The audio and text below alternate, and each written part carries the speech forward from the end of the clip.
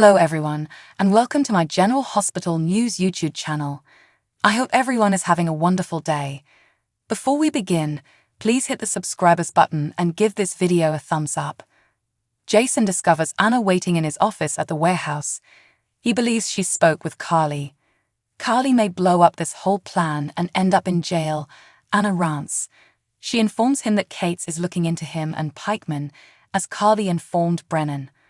Anna thinks Brennan should get in touch with whoever is in charge of Pikeman so they can take advantage of Carly's error. Given that Valentine is associated with them, she believes he offers another avenue for learning more about Pikeman. She questions if they ought to inform Cates of what they are doing, but Jason prefers not to, so she concedes. Danny visits his father after Anna leaves, hoping he won't tell him to go. Jason claims that this neighborhood is hazardous and that he shouldn't be there. He clarifies that Yuri is outside and drove him, so no one should bother him. He claims that Grandma Monica has a message for him, which is why he is here. He mentions that although she still has pneumonia, it should clear up by summer.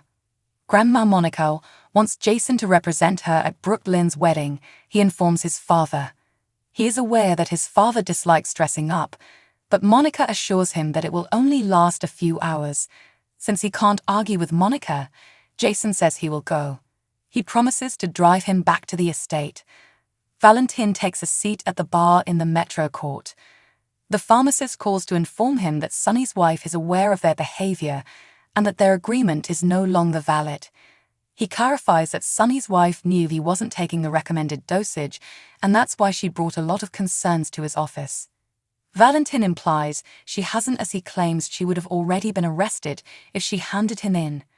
When Valentine asks him to describe her, the pharmacist replies that all he can remember about her is that she is gorgeous and blonde. Since Sonny lacks a wife to file a report against him, Valentine instructs him to continue giving the lower dose. Valentine promises to look after the alleged spouse. When Valentine notices Nina, he walks over to her and gives her an update about Charlotte. Valentine replied he had heard rumors as well and inquired as to whether she and Sonny had made up. Valentine claims it's his loss, but she insists she hasn't. She claims that since Alva has gained his trust and warmed her way into his home, it is her benefit. Nina informs him that she will see him around and that she needs to get to a meeting. Anna shows up to eat supper with Valentine. She's sorry to have kept him waiting. He asks how it's going and remarks that her effort is significant. She expresses concern that Sonny may turn on his former employee Dex, who is training to become a police officer, and that there are rumors that the Heather Weber case might be revived. Valentine queries Dex's decision to become a cop and incur Sonny's anger. She explains that although she recommended it to him as a safeguard against Sonny, he is now feeling pressured to prove himself. Anna shifts the conversation to Valentine, their past and his atonement. He claims that although Charlotte has improved him as a person, one can never truly let go of the past. He invites her to join him for a nightcap after dinner, but she responds maybe next time. He offers to make her dinner at his house since he is happy that there would be another chance. Jordan and Drew talk about the riverfront revitalization project in Drew's office. He presents to her his initial draft of his intentions. She claims that it isn't large enough and that if it isn't flawless, this plan might not be accepted by the funders in Washington, D.C. Grants will come in because, in her opinion, the parking lot should be abandoned and the light rail connected to the abandoned track along the riverfront, making it a transportation project. Jordan believes that Port Charles should become a key center for travel destinations by converting the harbor into a ferry port that offers easy access to Canada. He argues they ought to appreciate her brilliance. When the congressman shows up, he inquires as to their celebrations. Jordan tells him she was just leaving, but he wasn't expecting to see her today. She congratulates him on his new endeavor. The congressman tells Drew he didn't come to talk about the project before Jordan leaves. Why should he sleep with a convicted felon, he wonders. After researching him, the congressman queries why he didn't think he would find out. Drew says he wasn't going to hide this from him, but he was aware that the congressman wouldn't have taken this initiative seriously if he had led with his conviction. He claims he will give the initiative to his nephew Michael if his name causes an issue. Since his daughter is growing up in Port Charles, he supports this project and wants to see it improved. Fun fact, you can be convicted of a federal offense and still serve in the House of Representatives, the congressman remarks to Drew. He desires for someone deserving, someone just like him, to take his seat. Drew doesn't believe he has the necessary political background. The congressman claims that being wealthy doesn't harm because it spares him from having to submit to lobbyists and that politics isn't for the weak of heart. Drew is skeptical that a criminal will be elected. In a manner, the congressman is a cowboy hero, and he claims that everyone enjoys a good comeback tale.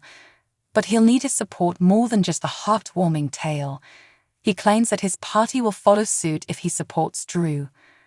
Although he is flattered, Drew has never given politics any thought. The congressman encourages him to think about it, since he has enormous potential. He may also wish to adopt Quatermain as his new name. At the exhibition, Nina surprises Ava by saying, "Spare a few moments for a friend." The gallery is closed, Ava explains. Nina claims that Sunny should be grateful to her because she still hasn't revealed to him how she tricked her into selling her the Metro Court. She also demands an explanation for why she persuaded an assistant editor of Crimson to bring up the artist her gallery is presenting in Port Charles. According to Ava, the artist merits recognition. Ava is told by Nina to come to her first and not to go behind her back. Ava claims that she was keeping an eye out for the artist and assumed that, should she find out, Nina would remove the mention. Nina claims that since Sunny had been taken from her, she should have been worried. Ava informs Nina. There she goes again, blaming others when it was entirely her fault to ruin her relationship with Sunny. It's official, Nina claims she's come to terms with Sunny's permanent breakup. Ava doubts that she has truly come to terms with it. Ava doesn't think Nina has changed, despite her claims that she has matured and changed. Although Nina acknowledges she is not a saint, she tries to do better. She tells Ava that she previously made an attempt to improve and that she could have a genuine relationship with Nicholas if he hadn't been imprisoned. That is accurate, Ava acknowledges, and she recently visited him, saying that their friendship is finished and that she hopes it was worthwhile to take Sunny from her. Nina cuts her off and doesn't want to hear about her issues. As Kate shows up, he wonders if he's disturbing anyone. Ava reports that Nina left. After Nina leaves, Ava replies, "Can this wait until tomorrow? It's been a long day." He asserts that it cannot, and he is aware of Sunny. Is there anyone who has recently approached Sunny with a business proposal? She claims that he keeps his business matters private from her. Given that she lives with Jerome and was formerly a member of the Jerome organization, Kate finds it difficult to accept. He wants to know what her ultimate goal is. Does she want to take over Sunny's company, or is she just in love with him? She claims that co-parenting their daughter is all that interests her. She is now a person of interest to the FBI, according to Kate's, so if she feels like she's being monitored, it's true. Though Ava believes he's bluffing, he shows he already has her covered. He reports, using a notepad, everything she has done that day. She tells him to get the hell away from her and labels him a bastard. Cates claims he will utilize every resource at his disposal to solve this case, since it is his responsibility to determine why Sunny has been singled out. While at Finn's house, Alexis gives her statement to Gregory, who is preoccupied with pictures he received via text from the rehearsal supper.